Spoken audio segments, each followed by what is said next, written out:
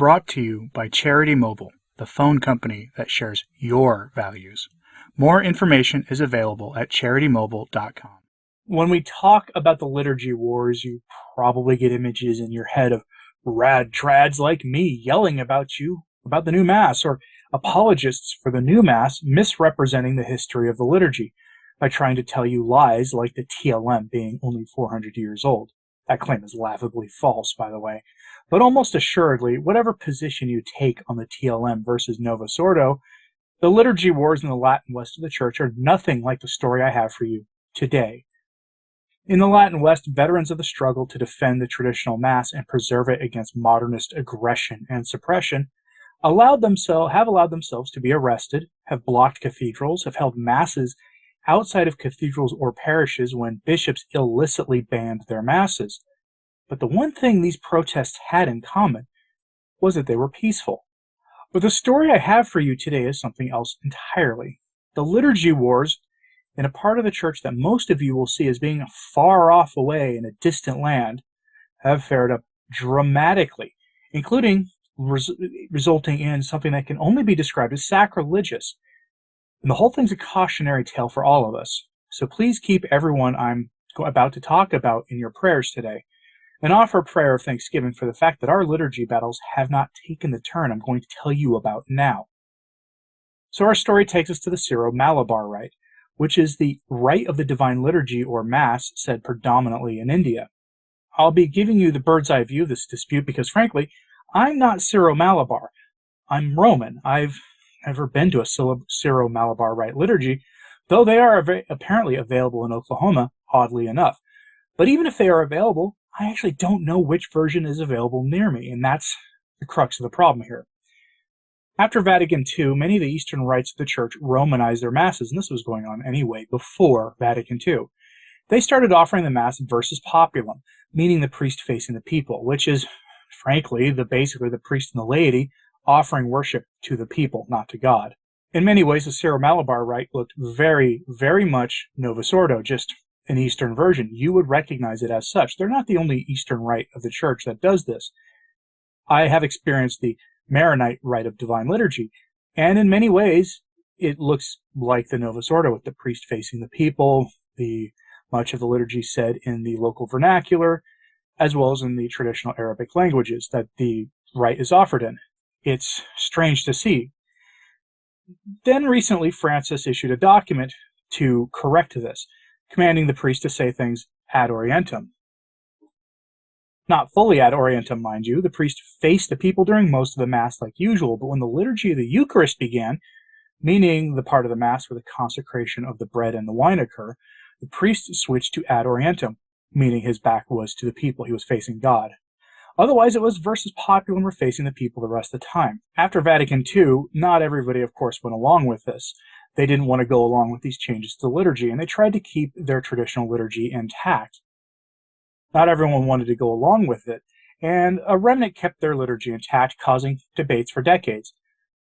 If that sounds familiar, well, it should, since the same thing happened in the Roman Rite. Fast forward to a few years ago, when Francis intervened and issued a document to settle this issue once and for all, as I described earlier. But let's talk about that again. Instead of commanding everyone to worship in the versus populum manner, meaning facing the people, which had become predominant in much of the Syro-Malabar rite, Francis did something that would shock anyone not familiar with the nuances of this issue, and of the commands of the Second Vatican Council on this. Francis told the Syro-Malabar rite to worship ad orientem, at least during the consecration, meaning the priest with his back to the people, and to offer something closer to their traditional pre-conciliar liturgy. If you're confused by why Francis would do that while suppressing the TLM, it's pretty straightforward. Vatican II issued a document called Orientalium Ecclesiatum that told the Eastern Rite churches to preserve their traditional liturgies and to reject the Latinization of their liturgies. It might be the best document of all the documents at Vatican II. The Byzantine were told to remain Byzantine, the Syro-Malabar to remain Syro-Malabar, their Maronites to remain Maronite, and not to become an Eastern version of the Roman West. They were to preserve their liturgical and cultural identities. Francis believes that he is doing the will of the council in all things liturgical, and this action reinforces that position of his. And with that background information out of the way, Francis's command to return to liturgical tradition for the Syro-Malabar rite, or at least to become more traditional, was widely accepted in most of the dioceses of India, except for one, where literal brawls erupted over the proposed changes to the liturgy. Protests went beyond protests. Priests were involved in physical scuffles. It got really ugly. A bishop had to issue a command warning that priests who refused to submit would be punished. Remember, these rebels are against a more traditional liturgy being somewhat restored in India. They want their loosey-goosey liturgy. They want their Vatican II's liturgy and not the traditional liturgy of the Syro-Malabar rite, despite Vatican II telling them, keep your traditional liturgy. Now, this story comes from Pillar Catholic with the headline, Indian Archbishop, Vatican may discipline priests over liturgy protests. An Indian Catholic archbishop warned priests protesting at liturgical changes that they could face disciplinary actions, even from the part of the Holy See. This story broke on December 23rd, which is why you probably didn't hear about it. Plus, in the Latin West, we tend to focus more on our own issues, for good reason, most of the time, but it does tend to get a bit myopic at times, and that needs to be remedied. So, from the article, quote, an Indian archbishop warned priests protesting against liturgical changes supported by Francis today that they could face, quote, disciplinary actions, even from the part of the Holy See. In a December 23rd letter to clergy in the Archieparchy of Ernakulam and Gamali, Archbishop Andrews Tazat urged priests to begin celebrating a new form of the Syro-Malabar Church's Eucharistic liturgy, at least by Christmas 2022.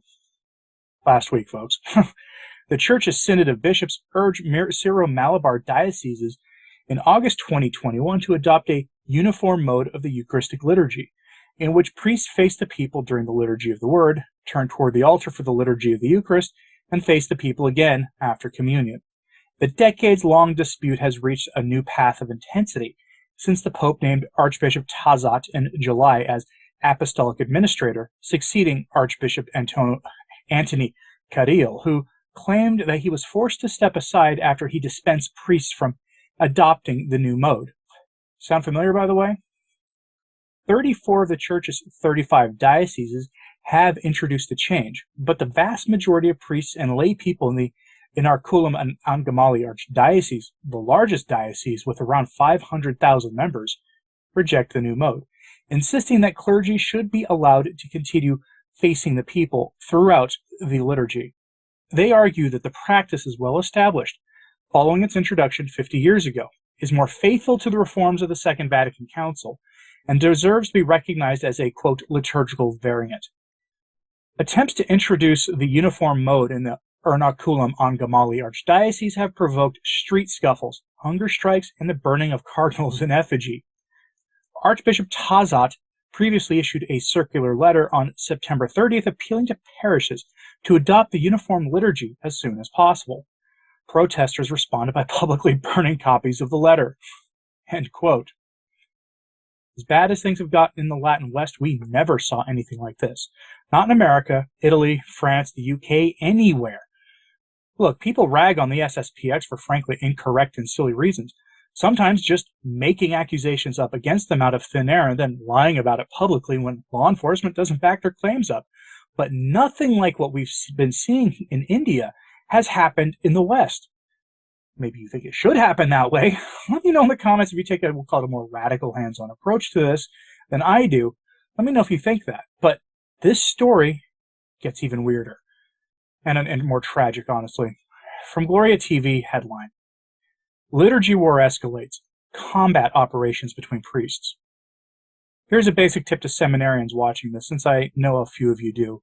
If you find yourself going to this extreme, you've gone in too deep. Don't let things get this far. In India, the priests are physically battling each other over this issue. And remember, the resistance is coming from those who want a more Vatican II-style liturgy, not the half-traditional, half-Vatican II liturgy that Francis imposed on them, where he took them back towards a more traditional liturgy. They want a more liberal group hug liturgy, not what they were told to offer. And they were willing to get physical over the issue. So, from that article, quote, a violent clash erupted at St. Mary's Cathedral Basilica, Kochi, India, between supporters of presiding Mass facing the people a liturgical abuse, and the proponents of a, quote, unified Mass, allegedly backed by the Vatican, where at least parts are celebrated facing God. The presiders camped on Saturday inside the church when the celebrators entered the church. Father Anthony Putavelli, the cathedral administrator, attempted to celebrate, while protesting priests presided on the same altar but turning away from God. Police refrained from interfering as the clash happened in the basilica. The turmoil ended with expletives hurled inside the church. The altar was cleared and finally overturned. Reportedly, the blood of Christ was spilled. The clash resulted in injuries to nearly a dozen priests. End quote. Again, you may think the TLM protests get over the top.